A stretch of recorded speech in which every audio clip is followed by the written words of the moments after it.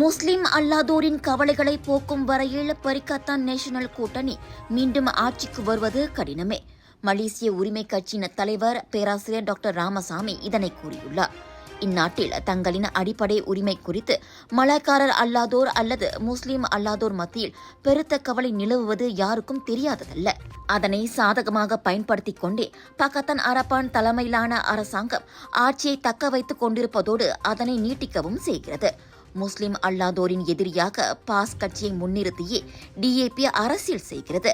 மற்றபடி முஸ்லிம் அல்லாதோரின் உற்ற தோழனாக விளங்கும் அளவுக்கு நடப்பு அரசாங்கம் ஒன்றும் செய்திடவில்லை.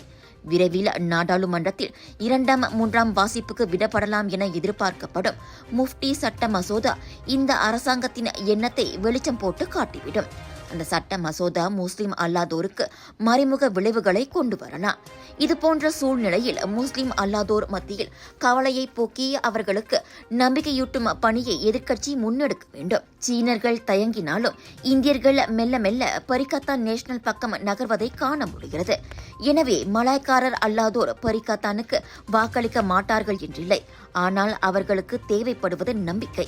அந்த நம்பிக்கை விதைத்து அவர்களின் குரலாக ஒலித்து புத்ராஜயாவை நோக்கி நகருவதா அல்லது பழமைவாத மலாய் சித்தாந்தத்திலேயே ஊறி சொந்த கோல் போடுவதா என்பதை இனி பரிகத்தான் தான் முடிவு செய்ய வேண்டும் என டாக்டர் ராமசாமி முகநூலில் பதிவிட்டுள்ளார்.